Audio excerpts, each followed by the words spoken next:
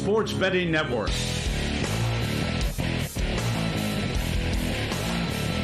The numbers told the story, they always do. It's one of those idiots who believe in analytics. This is a numbers game with Gil Alexander on VSIN. Good Monday morning to you. It is a numbers game at VSIN, the Sports Betting Network, VSIN.com, Game Plus, iHeartRadio, YouTube TV, and of course, Sirius XM Channel 158. Gil Alexander, Kelly Bidlin in the hizzy on a Selection Sunday, post-Selection Sunday, Monday morning. How you doing, man? Doing great, great. Brackets filled? You already got your champion? I filled out a bracket this morning, Gil. I don't know if I would stand behind it with much money, but yes, I filled out a bracket. Are you one of these people who does multiple brackets? Depends. That depends year to year. One of those. Yeah, depends year to year. You're one of those. As opposed to what? Just like one bracket and stand by it for every contest that you enter? Yeah, man. I mean, like there's some, though, that you enter with multiple entries. Well, here's the thing. We're going to get into bracket strategy here momentarily on the show. We'll maybe not do it this segment. We'll do it next segment, which is, yes, there's a way to answer that question. There is a reason to have multiple brackets. Mm-hmm. Right. I'm just referring to those who are in the same contest, and they're like, here's 4 different brackets. Let me see if I can win this. By the way, we have our own bracket challenge here at VSIN. That we do? $5,000 first prize, and that's about against the spread as well. So, again, you got to know the rules of everything you're doing. Are you going to enter that? Oh, I'll be in there. You are not eligible for the win, nor am I. I feel like I've got 3 unread emails in my inbox that need to be taken care of with things. That's one of them, yes. You should really check your email. I've been telling you for years now. You should really check your email. But that's right. Gil's been on me about that for years. The March Madness betting guy, best bets. We got to get our best bets in. Yeah. Adam Burke working late on that.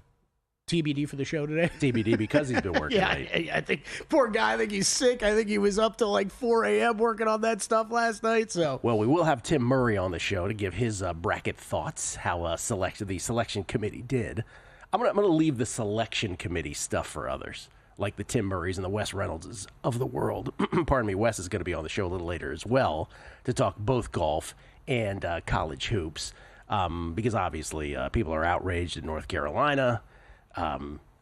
Going, 1-12 in quad 1 games and still getting in because the selection committee chair, Bubba Cunningham, we should all be named Bubba, by the way, or get the nickname Bubba at some point. He's also UNC's athletic director, but he was out of the room when they made all the decisions about North Carolina, so fear not, Kelly. There was no shenanigans whatsoever. He recused himself, right? They all recuse themselves, and they leave the room physically when things are discussed about their own school. So anyway, somehow North Carolina still got in without him being in the room. Imagine. It's like nobody would want to disappoint the chair or something. Yeah, we'll get Wes is going to have some thoughts on that because Wes is an Indiana guy, so I'm sure he's doubly outraged. But again, those are arguments over the 35th best team in the country or something like that. It doesn't help us win bets, and we'll do brackets and bets all day today. And by the way, at noon Pacific, 3 p.m. Eastern, that is when Todd Wishnev, Will Hill, and I convene for the Beating the Book Megapod, where we literally will go through every single game in the first round, and we will talk about it from an ATS perspective and also from a brackets perspective. So we will do all of that. First things first, though, by the way, Carl Sack on the NBA as well today. First things first, a update to the formula. Shall we do that first? The tried and true college basketball formula. The formula that has isolated the eventual national champion in almost all cases over the last 29 to 34 years, depending on the category. A couple of them are just over 20 years. But you get it. More than 2 decades, more than 3 decades of this. With a rare exception, this has isolated the winner. And let me just say what I said last week once again, which is I've never felt the formula to be more vulnerable than it is this year because of one team. Again, the criteria. Last 34 champs, more assists than turnovers. 32 of the last 34 had a head coach with Sweet 16 experience. File that one away. That's 2014, the exception. 2014, Kevin Ollie with UConn, the Shabazz Napier UConn Huskies. 2023, Danny Hurley and the UConn Huskies. 28 of the last 29 champs went to the tournament with at least 3 wins versus teams in the top 10% of RPI. That's how long we've been doing this, that we still use RPI in this formula. The exception, the 2014 UConn Huskies. Last 29 champs at a top 75 strength of schedule. And then the 2 KenPom categories. 21 of the last 22 champs were in the top 20 in adjusted offensive efficiency at KenPom. The exception, the 2014 UConn Huskies. And then 21 of the last 22 champs were in the top 20 in adjusted defensive efficiency at KenPom. The only exception, the only non-UConn exception in all of this, the 2021 Baylor Bears, who finished 22nd.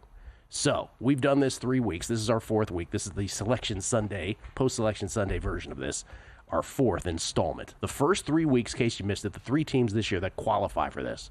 Very simply, Auburn, Duke, and Houston. Those were the 3 teams. This week, Auburn, Duke, and Houston still qualify, but we have added 2 teams. 2 teams have entered. We alluded to this earlier at some point last week. Iowa State now qualifies. Iowa State now qualifies for this because they have entered now the top 20 of both adjusted offense and defensive efficiency at KenPom. The problem with Iowa State, of course, here is that now they have injury issues that they're going to have to deal with no matter how long they play in this tournament. So that's the issue with Iowa State, even though they enter the formula. And then the fifth team is Tennessee. Tennessee finally gets there in the offensive adjusted efficiency over at KenPom. So Tennessee is the 5th team that qualifies. Again, this is to win it all. Now, why do I believe that this is the year where the formula is the most vulnerable? And I don't ever remember, Kelly, ever having a year going into the tournament, going into the big dance where I thought, oh, the formula is not going to make it happen. I'm always confident in it. I just think Florida, and I think this is a consensus opinion right now, right? Florida seems to be the best team in the country right now, if you absolutely just hold people to that. And Florida, the only reason Florida does not qualify, because they qualified everything else, is that Sweet 16 head coach exception. That Todd Golden has not coached in the Sweet 16 prior to the year of the tournament in question. And so that's the case right here. But we already have 2 exceptions to that, as we mentioned with Hurley and Ollie. Could this be exception number 3? Yep. That's where the formula stands. I mean, that one you bring up almost every year. It's like that's a trend until it's broken, right? Like if you got a good team, it gets broken. Yeah, I mean, again, all these, we're talking, 30 years here, right? Well, generally speaking, the average of all these categories. I mean, it's a rare exception. We'll see. Obviously, Florida has to get there still 6 games to win before they can proclaim the formula busted. The other thing is, with this, Joe Pita did a great job of uncovering this year, because one of my quick reactions to the bracket is I think it's really, again, the reason that we do the formula, the reason that it's there is because it's a reminder that while March Madness is rife with upsets the first weekend, right, and specifically Thursday and Friday, but also Saturday and Sunday to an extent as well, that once you get to the Sweet 16 and beyond, it does become a Chalk McChalkerson kind of event. And that's why the formula works in terms of isolating a champion. And then you look at this bracket this year, and I don't know if you saw the ESPN bracketology show afterwards, and they were asking everybody on the panel, Reese Davis was, what are your predictions? And they went to Jay Williams, and they went to Seth Greenberg, they went to Billis. Williams and Billis all had, you ready for this, when they predicted their Elite Eight? 1-2, 1-2, 1-2, 1-2. Whew. And when it got to their Final Fours, you know what they had? 1-1-1-1. I believe our own Greg Peterson had that as well last night. So this is the point I want to make about this bracket. It is really, usually your reaction to that kind of prediction in a mainstream media thing, Greg Peterson aside, because we love Greg, but usually when you see that in mainstream media, your reaction is, of course that's what they picked. It's not going to be right. I don't know. Who are you advancing to the Final Four that's not a 1? Who are you advancing to the Elite Eight that's not a 1 or a 2? That's an interesting question this year. And for those who would immediately raise their hand, pardon me, for those who would immediately raise their hand and say, well, how about Michigan State? How about St. John's? Joe Pita uncovered this great thing. Now, Ken Pomeroy, of course, we just referred to KenPom. KenPom is so entrenched in the college basketball culture and the sports culture of America that we don't even explain. It's Ken Pomeroy, right? He used to be a weatherman, and then he turned his analytics to from evil to good, right, into college basketball. But one of the things when he used to tweet, he doesn't tweet anymore. Ken Pomeroy doesn't tweet anymore. But when he used to, he talked about how, and we talked with Ed Feng about this last week a little bit, so it dovetails nicely in with what we were talking about here on a numbers game. This is Ken Pomeroy from a few years back. He says in the 64-team era, that's since 1985, there have been 36 teams. Now, he tweeted this 2 years ago, right? There have been 36 teams to enter the tournament as a 1 or 2 seed that were not ranked in the preseason AP poll. They have combined for 0 Final Fours, averaging fewer than 2 wins per tournament.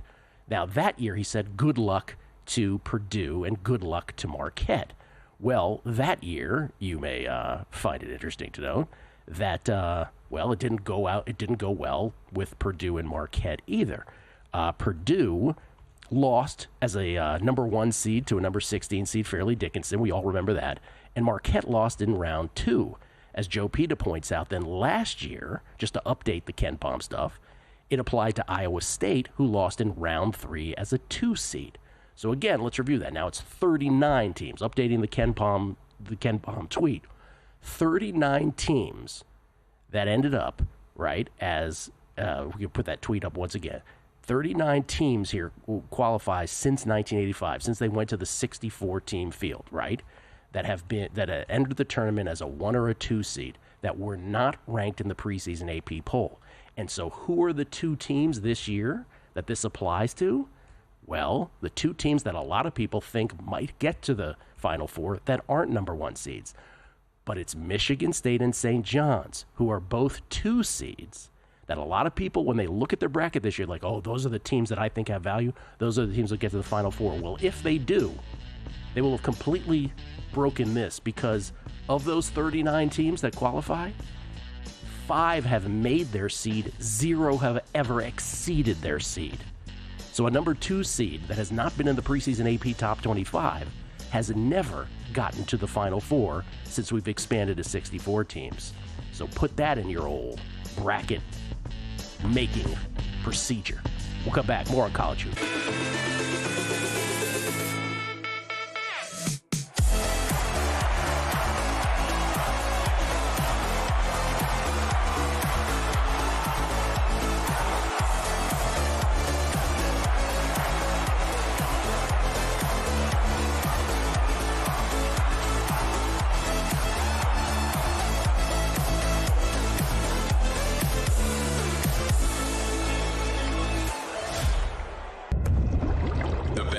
Are stirring, and we're ready to strike on VSIN's Sharp Week. Starting Selection Sunday, VSIN will be your captain for March Mania, helping you navigate the madness and land that big bet. Join us as we break down the brackets and provide expert analysis on every game, delivering insights only VSIN can offer. We've stocked the ship with our March Mania betting guide, giving you everything you need to chart a winning course through the biggest betting tournament of the year. Dive headfirst into the free VSIN March Bracket Challenge. Sink or swim for a chance to win up to $5,000 by picking team sides or totals. We're doing it all. Special coverage throughout the tournament, best bets from hosts and handicappers, and a chance for you to win big. Set sail with VSiN, the sports betting network. Head to VSiN.com/subscribe to join us for just $9.99 for the first 30 days. And don't miss Sharp Week, where you're going to need a bigger bet. That's VSIN.com/subscribe.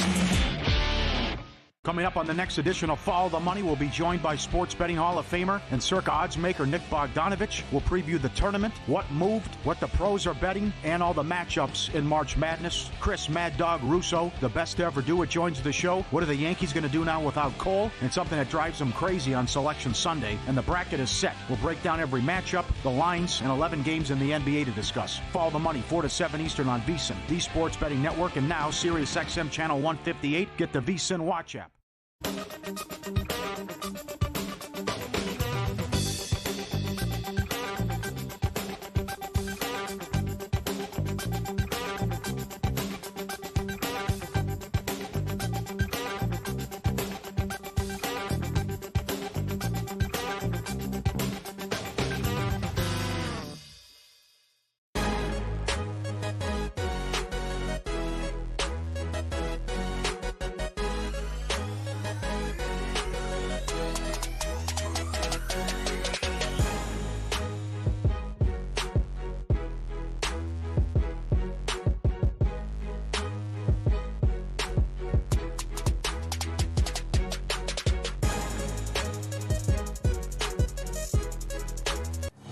This is Sharp Week on VSiN, the Sports Betting Network.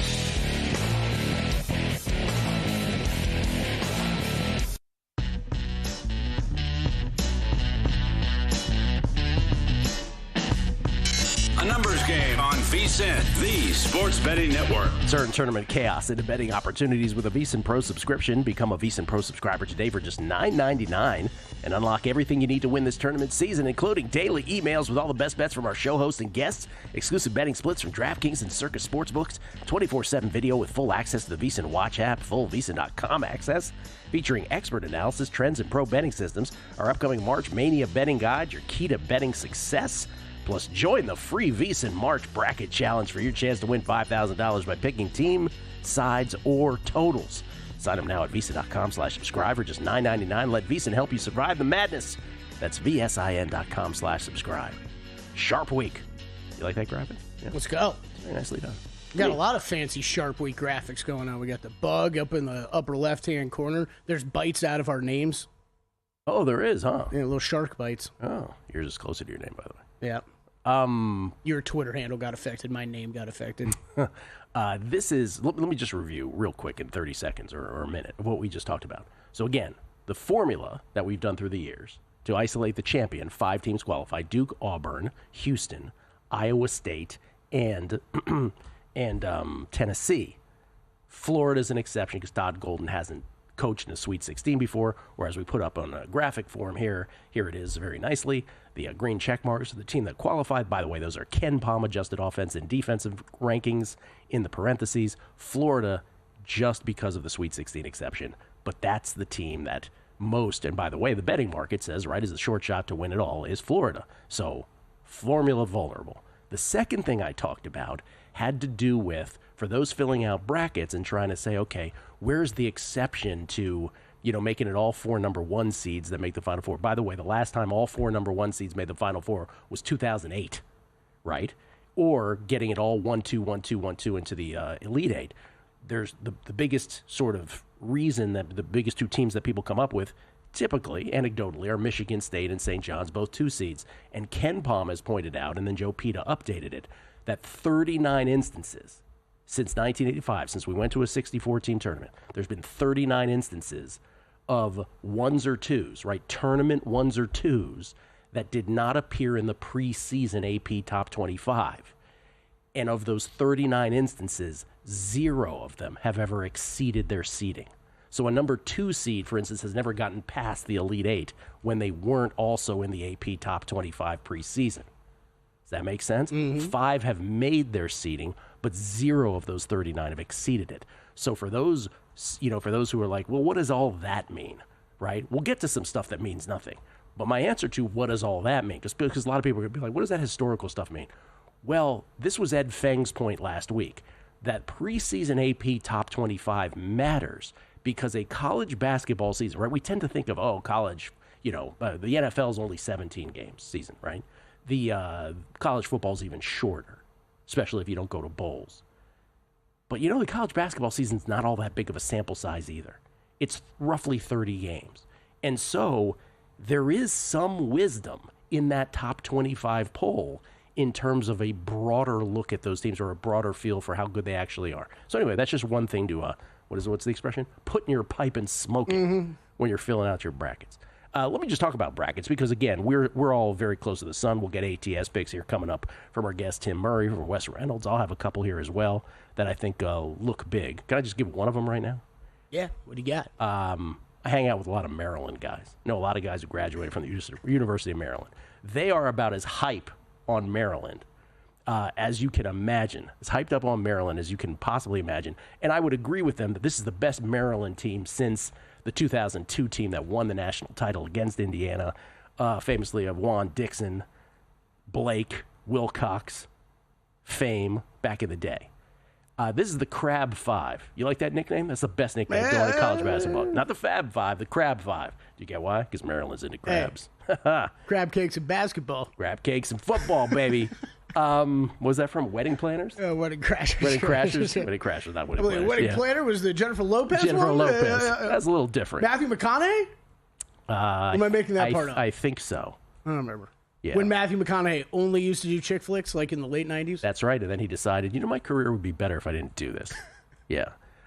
So Maryland, obviously, they're another team. It was, Maryland, if they all went right for Maryland. Like they played like they did against Illinois during the Big Ten tournament, You think they could beat any team on planet Earth. By the way, you can bet everyone to win it all, to get to the final, to get to the championship game, to get to the Final Four, to get to the Elite Eight, to get to the Sweet 16. Every level, awesome. Every level you can bet, like at a DraftKings, for instance. Odds to win the West region, by the way, Maryland is the fourth shot behind Florida, Texas Tech, and St. John's, the aforementioned Johnnies. Maryland 7-1, but they played Grand Canyon in the first round, and we went to the WAC tournament at the Orleans and watched a little Grand Canyon. They real good, and they were catching 11 against Maryland. Now it's 10. I still think that's a good play, plus 10. I don't think Maryland on their best day could blow them out, but I'll take those 10 points easy peasy in round one. And that's the other thing we pointed out also, and this exists. I want to give the guy the proper credit, but there's someone throwing out somebody. There's somebody out there throwing out a tweet about, when you look at these 16, 15s, 14s, 13, 12 seeds, that kind of thing. Eric Haslam did this on Twitter. Let me get Eric's Twitter handle correct. But basically you look at teams that are ranked 60, that are seeded 16, 15, 14, 13, 12, and you want to have some sense of how do they perform against teams in the top 100. And Grand Canyon is one of these teams that actually does perform credibly. So give me Grand Canyon plus the points. I'll even take it at the 10. It's in the account at 11, but I would take it at 10 right here against Maryland. But about brackets, because again, we're on this network, and rightfully so, we're close to the sun, and we're betting these ATS. But bracket strategy, because 95% of our listeners are still filling out brackets. I'm all about Survivor. We'll get to that. But bracket strategy, and I want to give a shout-out to Tom Federico and everybody at Team Rankings who used to do this very well. There are 9.2 quintillion possible combinations to your bracket. I did the math. 9.2 quintillion. You know how many zeros that is? No, I have no idea. 11? 18 zeros. 9.2 quintillion. The first thing you have to understand is your scoring system, right? This is what Kelly and I were talking about with how many brackets you fill out. If you are entering different pools that have different rules, then it makes sense to fill out brackets, different brackets. The biggest example of this is if you are in just a standard pool that goes 2, 4, 6, 8, 10, or 2, 4, 8, 16 in terms of how many points you get per round when you advance, you fill it out one way, right? You are not incentivized to pick upsets. So, and also, by the way, within that, then you have to know the size of your pool. The smaller the pool size, let's say you're in a pool with 10 other people, you should be more conservative. The wider it is, 100, 1,000, whatever it is, you should try to be a little more contrarian. But when you are in an upset rewarded pool, and those are usually scored, hey, if you successfully pick a 13 over a 4, not only do you get the points of that round, of the first round that you would have gotten on any first round win that you correctly predicted, but you also get the 9 points additionally, 13 minus 4. Or at 12 minus 5, you get 7, 11 minus 6, 5, and so on. In those pools, in upset rewarded pools, you should be picking upsets left and right. Yeah. You should be going crazy on them. In other words, you should enter that pool knowing and actually understanding that a lot of your picks are going to be wrong.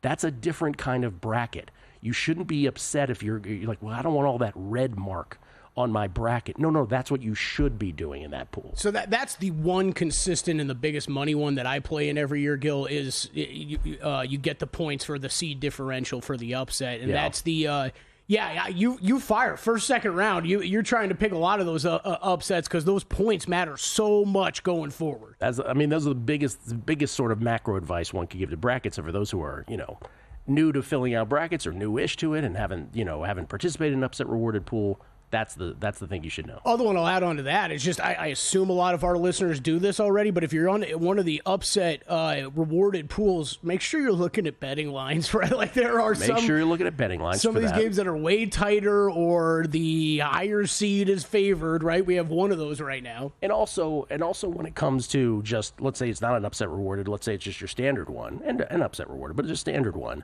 How do you find out when I said, okay, it's standard pool and it's 100 or 1,000 people, when it's more than just a small group of people in a bracket pool? look at a site like ESPN.com to get a sense of the percentage of people that are picking a certain team and try to be contrarian based on that data. Because that kind of data from a big site like ESPN.com is a great tool to sort of play off of. What else? And there's more, right? Like we've talked about with Survivor and stuff, a lot of great sites out there that can kind of give you an idea of what the percentage of selections are and stuff like that. And that's, depending on how serious you take it and how big your pool is and how much money's involved, you want to use all these tools to help you out. And the other thing is, you hear a lot from mainstream media. What's the biggest thing we hear, Kelly? Oh, you got to pick a 12 over a 5. No, you don't.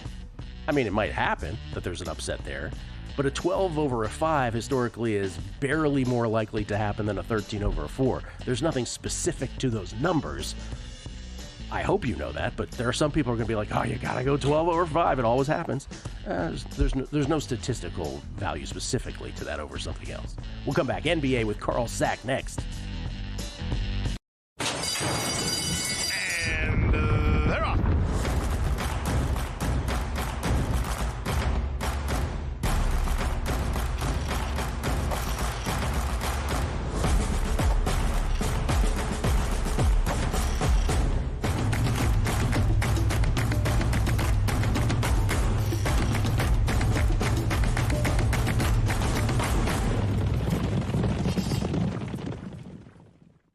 Sports bettors, this is your chance. VSIN is bringing you an unbeatable deal. Get a VSIN Pro subscription for only $9.99 for your first 30 days. That's over 65% off the usual monthly price. With VSIN Pro, you get access to exclusive insights, expert picks, and in-depth analysis that break down the odds in real time. Plus, you'll wake up to daily picks in your inbox, all for just $9.99. But hurry, this offer won't last long. Go to VSIN.com/subscribe and join us on the Sports Betting Network.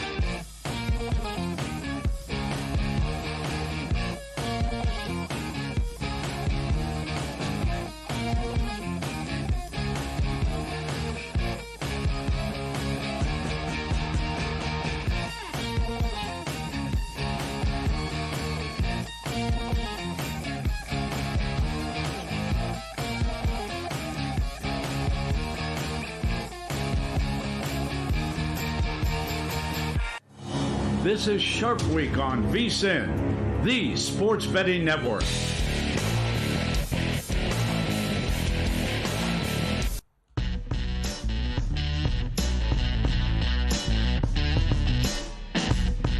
A numbers game on VSIN, the sports betting network. Edge Boost, the first ever bank account built for bettors, ensuring all gambling transactions are approved, no usage fees, no minimums, earn cashback rewards, 100% approval for all betting deposits. Why can't I say 100% approval for all betting deposits? Sign up today to edgeboost.bet with promo code ANG. ANG is an A numbers game. Deposit $25 and Edge Boost will match the deposit. That's edgeboost.bet. Skill Alexander, we get tweets at Beatty the Book. Always appreciate the feedback from everybody. New Jersey, New York, updating his spreadsheet with the formula. I love that he does this. He's got a whole spreadsheet with all the categories, all the teams. So if you're following him on Twitter, he could also have told you that Iowa State and Tennessee added and are now formula compliant, as he says. D-Gen Southern Gen. Congratulations to D-Gen Southern Gen. He says, I backed the right horse, Gil. You know how rare it is to catch a men's cash a men's long shot in 1,000s and Grand Slams, so I'll cherish this one for a while. Only regret was not having the country club and theme ready to fire up when the match ended yesterday. He hit Jack Draper 33-1 to win the men's side of Indian Wells. Congratulations to you, and I'm glad you had a better tournament than I did, because mine was a keisterization is what it was. Keisterization. It was. It absolutely was. Just out of it. And I don't know if it was the new service. I don't know what it was. Maybe I should have just applied clay numbers, but it was awful. Just out of the blue, too. Las Vegas 514. Yo. Forget about a bracket. Survivor is the way. Let's go. Oh, I'm with you, man. You play NCAA Survivor? No, I have before. I don't do it regularly, but I could be talked into it, Gil. Drew and I are in one. I think I got Will into it also, and Felica. It is, again, the reason that NCAA Survivor is the best betting vehicle of anything ever. I used to say this about the old off-the-grid stock market thing where I was betting adjusted season win totals. Now adjusted season win totals are a whole thing. This is still the best thing going because unlike a bracket and unlike NFL Survivor, those things are two-dimensional. NCAA Survivor is three-dimensional, meaning that not only are you trying to have teams survive, but you must plan from the back end to still have them available as the field shrinks. So you can lose two ways. You can lose by getting knocked out, but you can also lose by surviving and just running out of teams if you don't plan the brackets properly. You do it for a round or a weekend? Oh, no. What do you mean you do it for a round or a weekend? For how many teams? Oh, no, daily. Daily, okay. Daily. Early, yeah, daily. Prime time. Yo, word. Everybody's starting there. Everybody, Las Vegas and prime time start with yo. It's my favorite thing. I was feeling pretty good about my 121 ticket on Izzo's crew to simply make the Final Four. Found a very bad number in a faraway locale. Then Joe Pita finds this stat and my bubble is burst before opening tip of madness. I need angry country club and K. Michael Bidlin rant. By the way, I'm totally Ron Burgundying through this. Rick Sabsky. The problem with the top 25 discussion is that, this is a great point. Rick, I was going to make this point as well. He said it's that college basketball has completely changed, yes, with NIL and transfers. Half the top 10, Kansas, UConn, Gonzaga, Baylor, UNC, aren't ranked. Absolutely. By the way, that's the biggest thing with that top 25 AP thing. They can be more wrong now than they ever were before because with the portal, you have less of an idea what you're going to get. So I'm with you. I'm with you on that. Yeah, it makes but sense. I think that makes more sense for the teams that were on the inside out than it does for the outside in, if that makes sense. But it's a good point nonetheless. We'll get to more tweets, but we got to get to Carl. Carl Sack, I'm referring to specifically once again. And before Carl, did you have Rory McIlroy to win the Players' Championship? No, I did not. I had Rory McIlroy to win the playoff today, though, so that was nice. Did help get some money back. What did you lay on that? Minus 150. Wow. I was out. Thank God Matt Brown texted me yesterday. He's like, you looking at these odds for the playoff? I'm like, minus 150?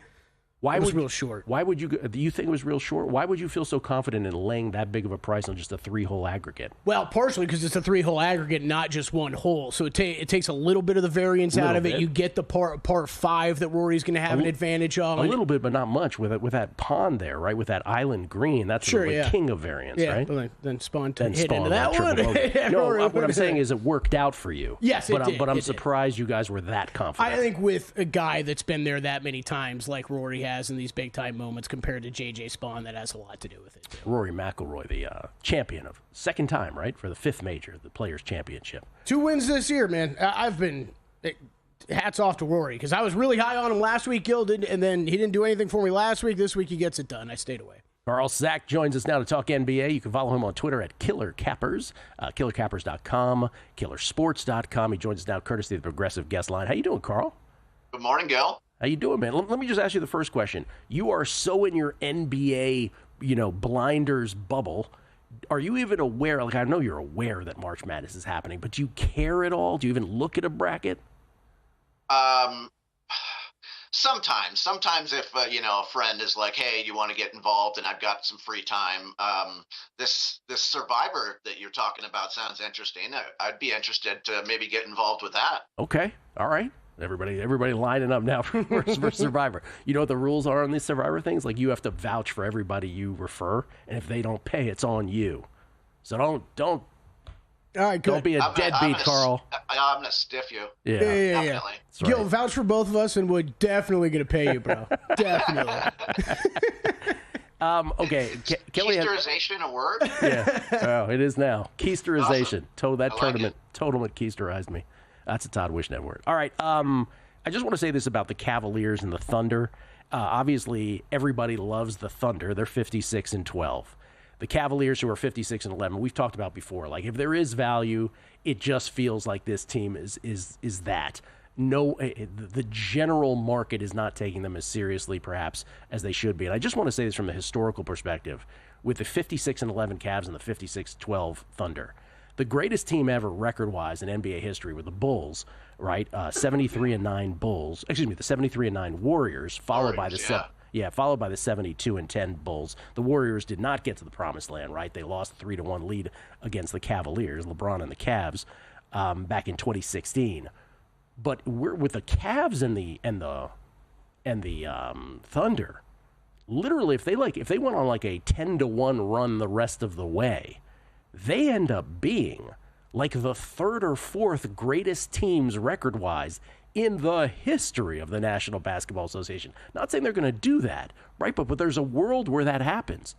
Do you consider these teams in any way as good as those, the great Warriors and Bulls teams of yesteryear?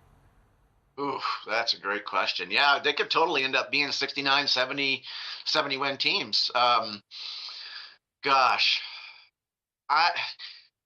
Neither of them have the playoff experience for me to say, oh, Bulls, Warriors, are, up there with those great teams. Certainly in terms of regular season performance, they're pretty darn close. But I would hesitate to put them quite in that category yet. I would too, but it needs to be brought up, I think. That's how good they could possibly be when all is said and done. Totally, yeah. Their season-long plus-minus for Oklahoma City right now is bordering on record-setting. Yes. Yeah, greatest point differential in NBA history right now. What was your injury, your case study that you wanted to ask Carl about? Oh, just making a bet last night. So, Carl, I almost never do this. I just wanted to get your insight on this. So I made a bet last night where I thought the number would kind of move my way by this morning. It did. And what I bet was the Nuggets at plus 5.5. They're playing Golden State today. Thought that number would get a little shorter. It's sitting about 4.5 now, but there are a lot of questionable tags on the board. I made a light bet there. I rarely do it in games with this many guys listed questionable. Just wanted to get your insight on how often you're doing that, if you're betting any openers or anything with any major injury questions like that. I do a lot of that. Did you make that bet when the after the injury report had come out? Yeah. Okay. Yeah. I mean, you have to be able to assess the likelihood of, I think there's a lot of value to be found out there in being able to interpret and see through some of these injury reports. We've seen Joker listed questionable a number of times in the last week and a half, and he's played every time. So something like that, I don't think he's truly 50-50 questionable. Conversely, we look at like the Lakers game tonight. We don't have an injury report, but if you can anticipate that, hey, this is a 4-5 for the Lakers, and they're probably going to sit Luka, or they're probably going to sit Finney Smith or somebody. I think if you can get ahead of these things and anticipate stuff, I definitely think there's value. You bet anything yet today? I bet the Spurs, actually, kind of anticipating some of these Lakers to be out. And I think I'm just a little bit, I feel differently than the market does as far as Fox's value now with him out for the Spurs. What's the difference? What do you feel about it? When he was on Sacramento, they were better when he was off the court. And now, even with San Antonio, they've been better when he's off the court. And I just think that their depth with Champagnie and Castle, I don't think he's going to make much of a difference, honestly. Anything else besides the Spurs that you're looking at or at least anticipating? I would say maybe the Knicks Heat under. It's come down since the opener, but with Brunson out and with how slow Miami's been playing lately, I think that ends up going below the 210.5 that we've got right now. Okay. Carl, appreciate it. Good luck with the bets. Thank you so much. Thanks for having me on. Carl Sack, everybody, looking to get in on Survivor as well. Yeah. Cut a great note. Yeah, I'll tell you on the other side. Oh, okay. Tip Murray on the other side, talking more college hoops, what he's bet so far in round one. Next.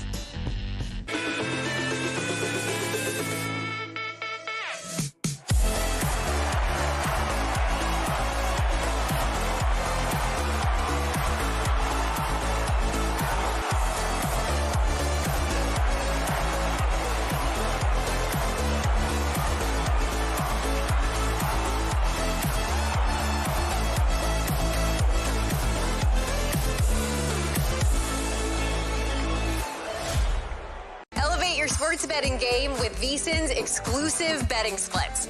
Stay ahead with real-time market trends and track bet percentages on any matchup, then uncover the edge by comparing them to the amount of bets placed to find out where the sharp money is headed.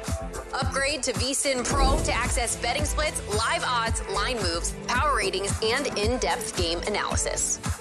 Go to vsin.com/pro to join VSIN, the sports betting network.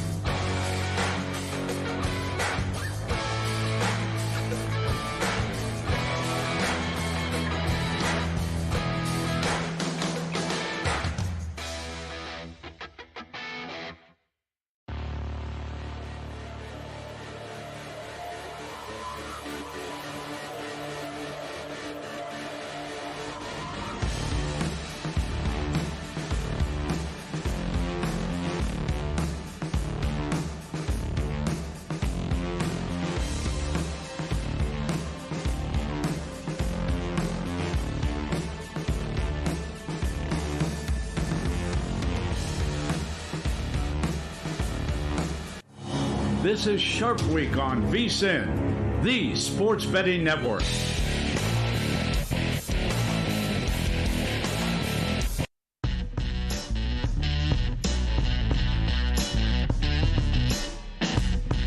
A numbers game on VSIN, the Sports Betting Network. Take your betting to a whole nother level with First Bet. Whether it's Santa Anita, Gulfstream Park, or the road to the Kentucky Derby and Preakness, First Bet puts the action at your fingertips. Sign up now at firstbet.com. That's the number one, stbet.com, and use promo code VSIN200 to score a 20% rebate on all your wagers for the first 60 days, up to $200. Don't miss out. Bet smarter today at firstbet.com.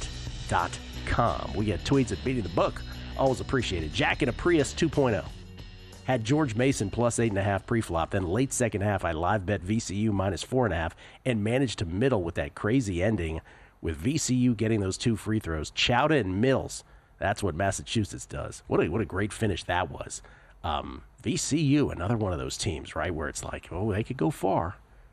But then there's a sort of ceiling where you can't really, you're trying to, can I advance them past a certain, this is the thing with the bracket also, just generally speaking, and I was talking about how this might be the year to me where it is the Jay Williams, Jay Billis, oh, it's 1-2, 1-2, 1-2, 1-2 in the Elite Eight, and it's all ones in the Final Four.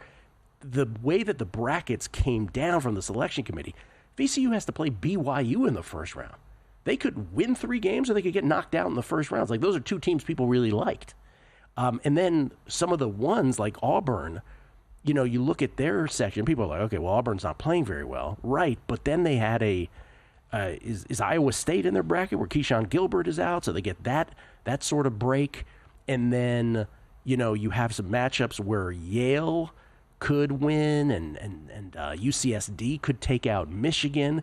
So the way that the bracket also played out, injuries and just the way the selections were, it sort of feeds into some of the top seeds in a way that it might not have otherwise. Also with Alabama, what's the story with Grant Nelson and his knee? That could play in. Yeah, it feels like some big injury questions. By the way, VCU in the Kelly Bidlin database, I'm going to go with, has made the NCAA tournament 14 out of the last 17 years. There you go. That's what it feels like. Coach Brian, please post the KenPom reference about the polls again. Is he talking about the formula? Torch D, I'm just going to say it. Waiting at night for Greg Peterson's picks this season has been the closest thing to Christmas I've experienced as an adult. Watched him with Matt Humans last night, and that show was a banger. Then I heard the Gillionaire on Cashing Out with Joe Cirallo afterwards. Hey, listen, also what happened was while it was coming out, we had Tim Murray on air with JVT, and they did a spectacular bang-up job. And Tim Murray joins us right now, courtesy of the Progressive Guest Line. Appreciate your time, Tim, at... what is it at? Now I got confused with Wes Reynolds. It's at 1 Tim Murray, correct? 1 Tim Murray, whereas Wes Reynolds is at Wes Reynolds 1. These guys. Great work, great work. They're always spinning it on us. How you doing, Tim? It's Christmas morning. How you doing, man? Oh, it is, yeah. Selection Sunday, one of my favorite days of the year. And, we got the outrage. I was talking briefly to Kelly off air. It was fascinating to watch FanDuel and the odds shift for the bracket and who would be in, who would be out. It was interesting. I wish I had a little bit more insight with some friends over at CBS. I was listening to Gary Parrish and Matt Norlander discuss the selection process over at CBS, and they were told ahead of time that Bubba Cunningham would be accompanied by another member of the selection committee because of the UNC situation, and that should have been the alarm bell that UNC was going to be in the field because Bubba Cunningham is the AD of UNC and ultimately cannot be in the room when UNC is discussed. But, yeah, there were some juicy odds out there. I believe you could have got Indiana at around 10-1 to miss the field when the bracket was about to be announced. So it was kind of fun to just keep an eye on the fluctuation of the market. But all of the complaining to the side now, and we've got to focus on 68 teams. Yeah. What do you mean by accompanied? Bubba Cunningham was accompanied. What do you mean by that? Yeah, so there was so when you're the chair of the selection committee, you go on and CBS Sports Network, etc. Oh, accompanied on air, you mean? You're by yourself. Gotcha. But because North Carolina got in, and they knew there would be questions about that, they had to add someone to that, and they knew that for the last 24 hours. So that was the alarm bell, at least. maybe UNC is going to get in after all. his deputy was there with him. I was going to say, what were you thinking? Like there was a police escort detaining when him he or said something? accompanied, I was like, because Tim is right. Bubba Cunningham as the committee chairperson, but also the AD at North Carolina. When they're talking about your team, you have to be outside of the room. You recuse yourself.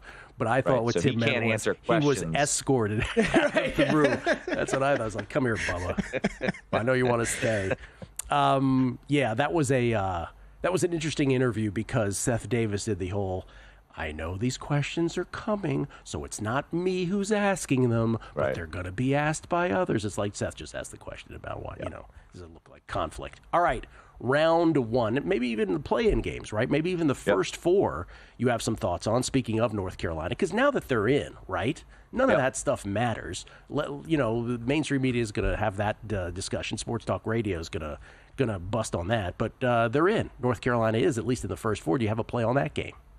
I don't, but in the first four, I'll go to Wednesday night. I imagine not many people were locked in on the MAC tournament in Atlantic City, but Mount St. Mary's was the 6th seed in this conference, and they've lost their two best players due to injury.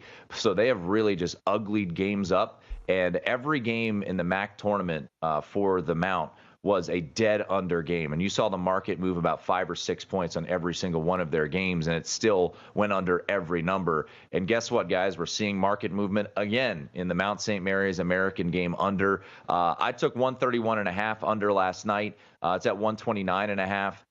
I think the way that this team has gotten here, which is to really ugly things up, kind of bleed the clock. I would be assuming that we're going to hit another under in this spot. So of the first four, that's the one that I have taken a little bit of a swing on, is a under in Mount St. Mary's and American. That's the DMV showdown. I was going to say, everybody for the DMV got a good chuckle out of that matchup for sure. Yeah.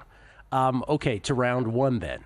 Yes, sir. What were the lines where you first saw them? You're like, "Ooh, what is that?" Well, I think there's a couple, you always get worried about the team that everybody's going to be telling you about at the water cooler on Monday, and that is going to be UC San Diego. I saw them in person on Saturday night here in town. They're as good as advertised. This is a team that doesn't have a ton of size. But I think for Michigan, when you look at them, you win the Big Ten tournament. Hey, congratulations. You get a 5 seed despite picking up two extra quad one wins over the weekend. And now you've got to face the best 12 seed in the field, a team that very well could have made it as an at-large bid. I do get concerned a little bit for UC San Diego from a size standpoint. This is a team that, is about 6'8" at its peak. And, for Michigan, they've got Vlad Golden and Danny Wolf down low. Danny Wolf, not really a banger, so to speak. He's more of a stretch, even though he's 7 foot tall. But I looked at that line. I'm like, ooh, buddy, people are going to be racing to take UC San Diego. So that was a one that was interesting. And then I think you got to go to the 12-5 in the West region, guys. Colorado State is the favorite over Memphis here. Mm-hmm. And Colorado State, I just tweeted this out. Colorado State, if you look at since February 15th, so over the last month, they're the 8th best team in the country heading into this per Bart Torvik. This is a Colorado State team that me and JVT took a future on to win the Mountain West tournament, and Nico Medved's squad was rolling. Now, you do wonder a little bit about Nico Medved. So from everything that has been reported, it seems like he has got his bags packed to go to Minnesota. So you do always wonder about, the rumors that are out there and the mindset of Colorado State's squad after taking care of business. But obviously, you guys were just talking about injuries. Keyshawn Gilbert being the big news that he's out for Iowa State. Tyrese Hunter, the starting point guard for Memphis, did play in the AAC championship game. Now, they still took care of business. They won and covered against UAB, but that's a fascinating spot there where Colorado State, the 12, is actually the favorite over Memphis. Yeah, 10-game win streak for the Rams after they started 15-9, and you're right about Tyrese Hunter. Fastest pace in the nation for Memphis, by the way, as they're 2-point dogs. In a bit of a coaching mismatch, would you say, Medved over Penny? as well Yeah, in this I would one? say. I mean, I'll give Memphis credit for this, though. When you look at what they did early on in the year, opened the season with a win over Missouri, went out to Maui, beat UConn and Michigan State, beat Ole Miss, beat Clemson on their home floor. They've been able to elevate their game, especially in the non-con early part of the season. And just to clarify, when you were talking about UCSD and Michigan, and you'll tell me if I got what you were dishing out here, you're saying it feels like it's almost too popular of an opinion on UCSD? Yeah. It does a little bit, yeah. Yeah. I think, and that's where, like, you mentioned VCU, and I know we got to hit a break, but, like, VCU, I'm intrigued by this team quite a bit. BYU, as hot as any team in the country, but this is going to be a challenging matchup. But I'll say this to get out of here. Look at these mid-majors, the 12 through 14s, a lot of one seeds in their conference tournaments. I think this is a very strong mid-major field that could do some damage in the early couple of rounds. Who'd you end up with in your Final Four? Did you fill out a bracket? I'm working on it now, but I think ultimately I'm going to have the Cougs of Houston making a pretty deep run as one of the one seeds, but I'll have it finished later today. Okay. Tim Murray. Thank you, Tim. Appreciate it. One Tim Murray. Great job, him and JVT yesterday when the brackets were coming out. Wes Reynolds next. And we're out. Okay, give me 1 sec. I need to load funds into my gaming apps. Stormy, really